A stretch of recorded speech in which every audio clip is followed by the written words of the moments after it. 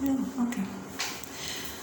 So this is part 2 of a video that I initially posted on mental health. If you go back to that video, you'll see where in the description box there was some information that you could refer to as help and support to support you.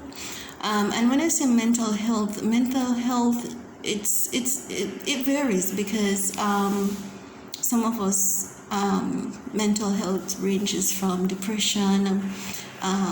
Some of them just mild depression, moderate depression, and you have severe depression. And as it relates to severe depression, that's the time your depression is basically clinical, and at that point, you may need medication or some professional assistance.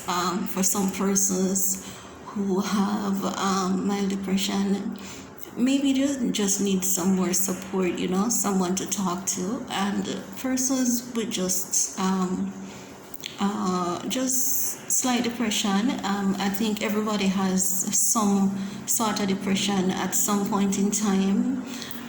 It could be stem from their job, it could be from personal life struggles, it can be relationship, school. It can be quite a few things, and especially in today's day and age where there is a pandemic and persons are losing their jobs, companies are closing down, and we also see too where companies are using this pandemic as an opportunity, to basically not pay their staff. And it's crazy because how is it that for many persons were already struggling on this meager salary, like it was this much, and now you're gonna squeeze it a little bit tighter. So I think now more than ever, based on what I've been observing, social media, news outlets, there's so many weird things going on, and in the middle of all that is going on, we're trying to survive. Some of us are trying our best to survive, walking the straight and narrow path. So it can be challenging at times, and what can you do? For some of us, we can't really do much. We might be stuck in a particular situation, especially for females.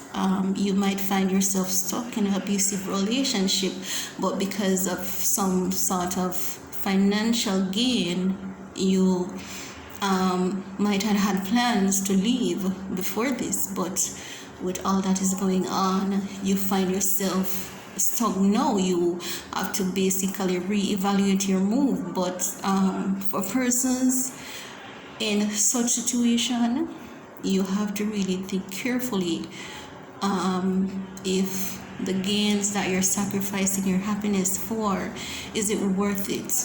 At the end of the day, if you're in a relationship that is abusive, abuse doesn't normally end until you're dead. Sorry for saying it, but the reality does exist that oftentimes women who are in a abusive relationship, especially where it's physically abusive, sometimes it can really end in such a bad way.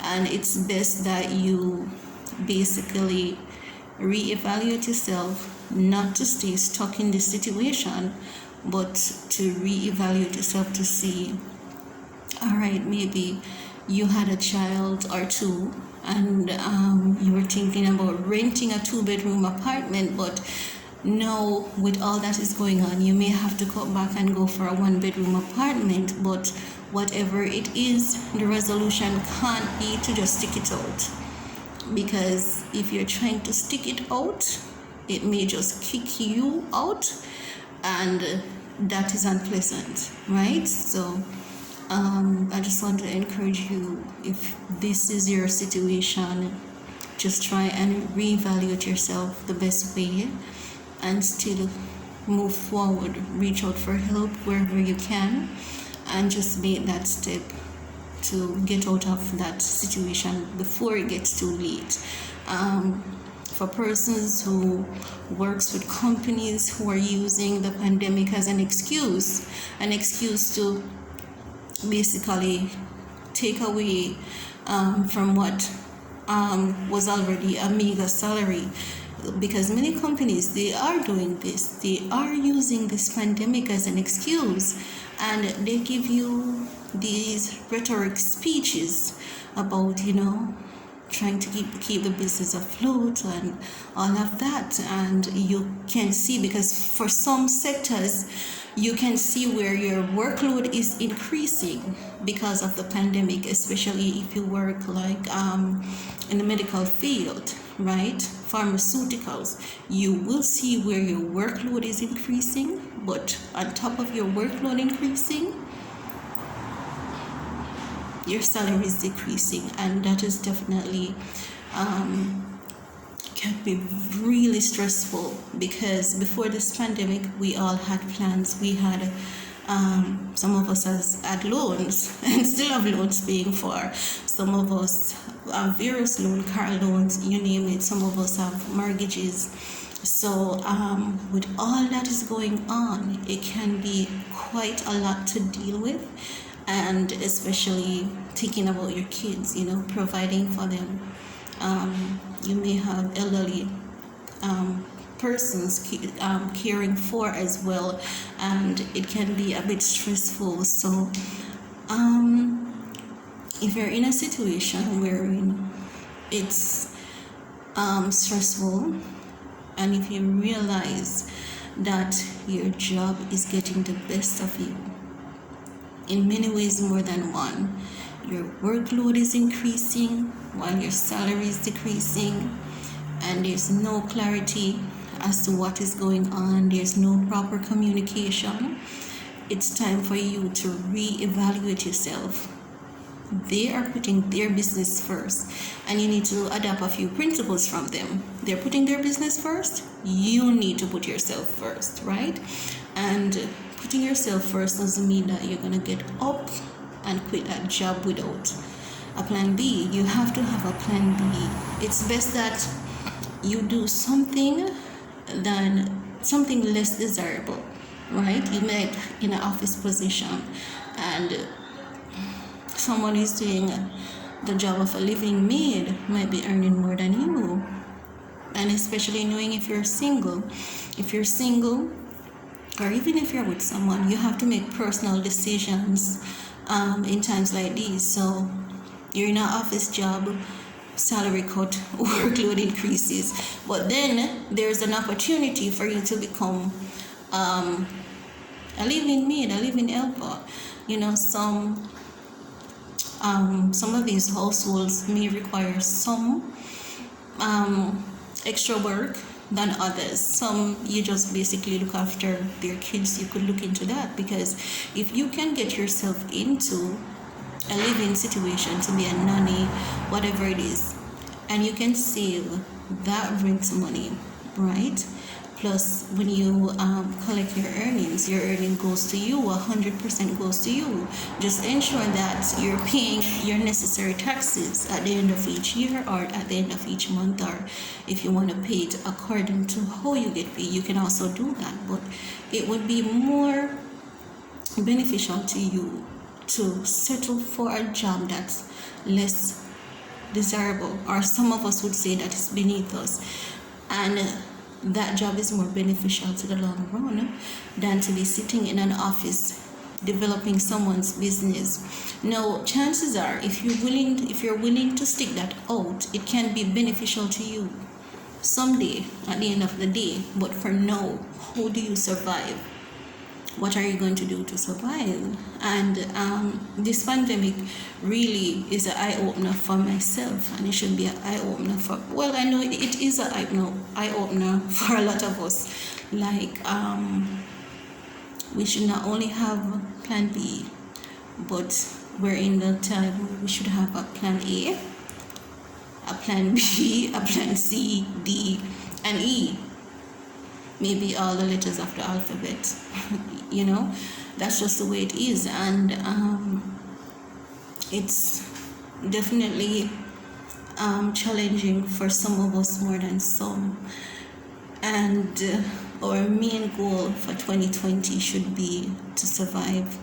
Many of us has made vision board, mood boards, with things that we want to achieve, how much we want to save, how much we want to earn, and we're going to do this. Maybe this year would have been the year for many of us to go on our first vacation traveling outside of our country, but based on what is going on, we have to take a step back and reevaluate that mood. Do I really need to take that vacation? Because no one knows what's going to happen next week. No one knows what's going to happen down the line.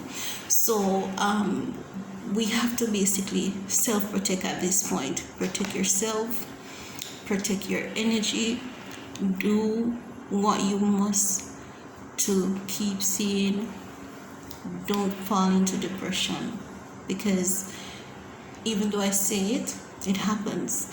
And sometimes it's easier said than done, but there are things that you can do to basically avoid that pothole that's called depression. And just have a plan. Just have a plan. And your main goal for 2020 should be to survive.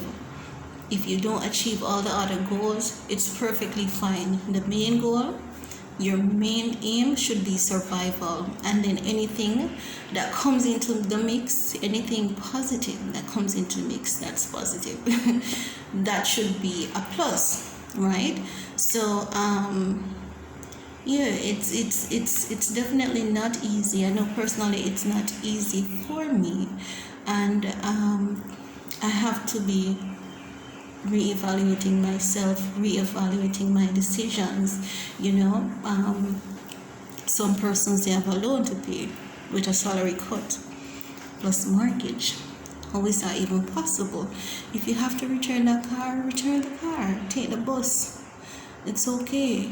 It might be a hard decision, but once it's doable and it may save you mentally, sometimes we have to do what we have to do, to save ourselves. You just need to just ensure that mentally you're well, because mental health, sometimes I've seen persons today, they're really good and they're really happy, and tomorrow that person is in a different place. Their reality has become different from mine because they have broken down mentally, and sometimes the diagnosis is basically medication for the rest of their life. And even though the medication does help, that person is never the same again. So irrespective of everything, we have to try our best, and there is no wealth without health. So we basically just have to evaluate things. If you have to get a notebook and make notes, what is it that I can do to cut back on some money?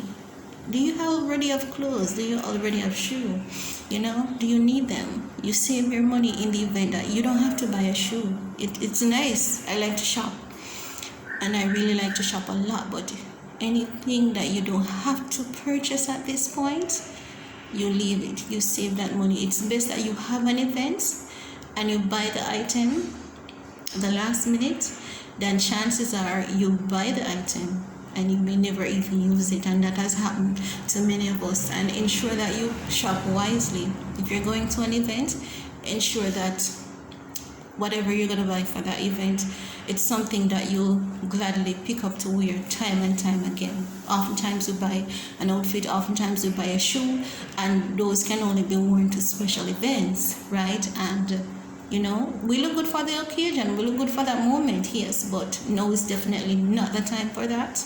We just have to make sound decisions, and the number one aim for 2020 is to be alive, be healthy. So just let me know what you think. How are you coping with this pandemic?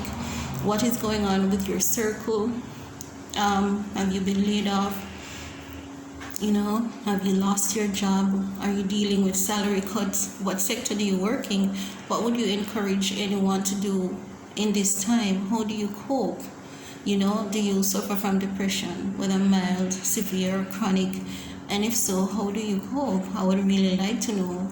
And another thing too, because I really want to use my platform to really help people.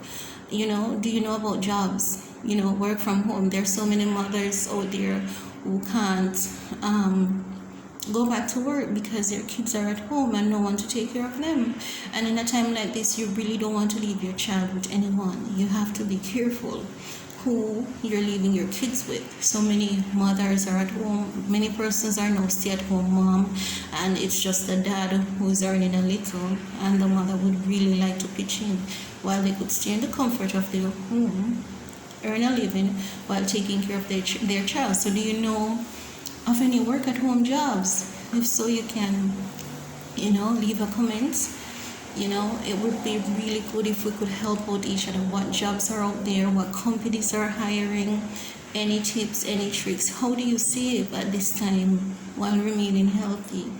So that's basically it. And please subscribe to my channel. The more of you subscribe, the more persons will see this video, and it may help someone. You never know. And please share it with your friend, and don't forget to leave a like. And let's have a discussion so we can reach persons and help each other.